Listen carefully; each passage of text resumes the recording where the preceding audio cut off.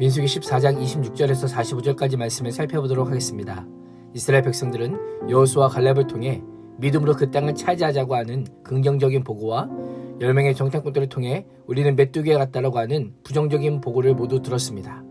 그러나 온 회중은 소리를 높여 밤새도록 통곡하며 애굽으로 돌아가는 것이 낫겠다며 하나님을 거역하였습니다. 27절을 보면 하나님께서는 계속하여 원망하는 백성들을 내 백성이 아니라 이 악한 회중이라고 부르십니다.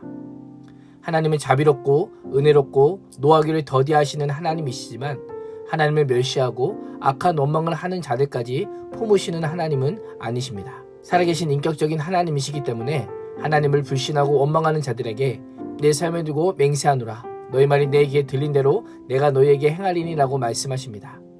광야에서 죽었더라면 좋았을 것이라고 하며 원망하는 회중들에게 그들이 원하는 대로 너희 시체가 이 광야에 엎드러질 것이다 라고 명령하고 있습니다.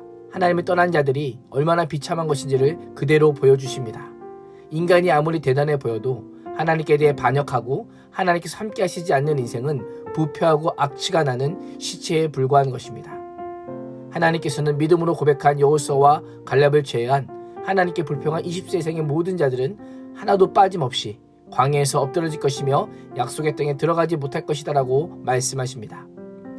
광야는 더 이상 하나님의 인도와 보호하심을 상징하는 곳이 아닙니다.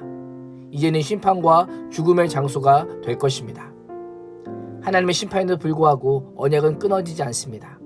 하나님께서는 이스라엘 백성들이 사로잡히게 될 것이라고 말했던 그들의 유아들을 가나안 땅으로 인도하여 들이시겠다라고 약속하십니다. 20세가 넘은 자들에게 광야는 무덤이 되지만 유아들에게는 심판이 유예됩니다. 이것이 하나님의 은혜입니다.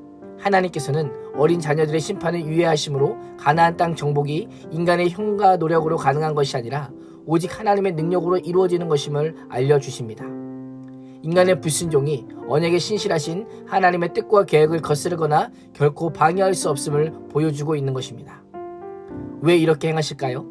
하나님의 심판과 징계의 목적은 우리를 멸하고 죽이는 것이 아니라 살리기 위함이기 때문입니다.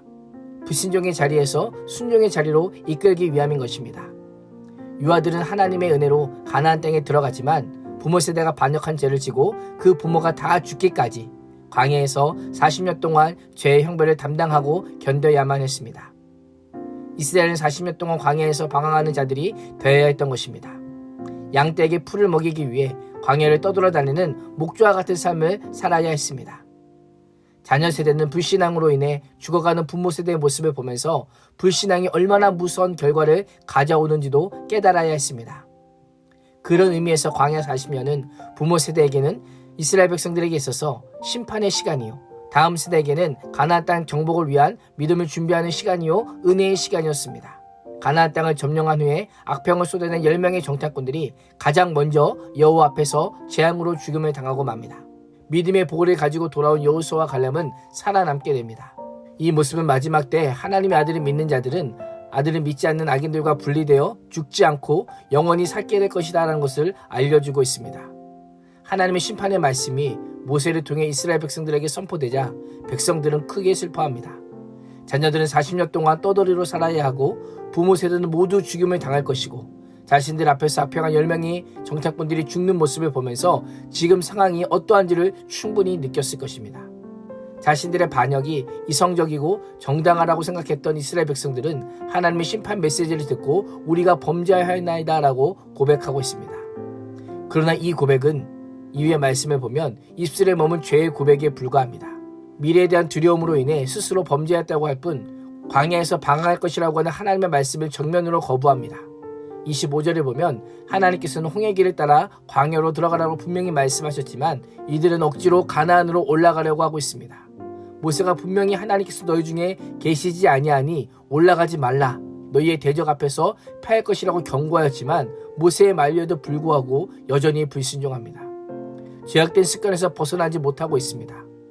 이들은 심판의 메시지를 들었음에도 전쟁의 승패가 자신들의 힘과 군사적인 능력에 달려있다라고 생각한 것입니다. 이를 알지 못했던 이스라엘은 결국 아말렉 사람들과 산간지대에 거주하는 가나안 사람들에게 패배하고 맙니다. 이스라엘의 계속되는 원망과 불순종은 왜 40년의 광야 생활이 필요한지를 그대로 증명하고 있습니다. 가나안 땅은 이스라엘 백성들이 스스로의 힘으로 차지하는 땅이 아니라 하나님께서 선물로 주시는 땅입니다. 우리의 인생도 마찬가지입니다. 내 힘으로 만들어가는 인생이 아니라 하나님께서 이끄셔야만 하는 인생인 것입니다. 주님과 동행하지 않는 인생에게 남은 것은 죽음뿐입니다.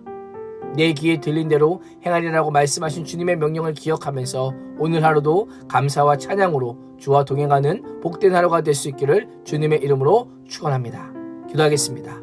하나님, 오늘 하루도 불신과 원망과 불평의 입술은 떠나가게 하여 주시고 감사와 찬양으로 주의 길을 걸어가며 하나님께서 주시는 은혜를 선물로 알고 날마다 순종하는 자들이 되게 하여 주시옵소서. 예수님의 이름으로 기도합니다. 아멘.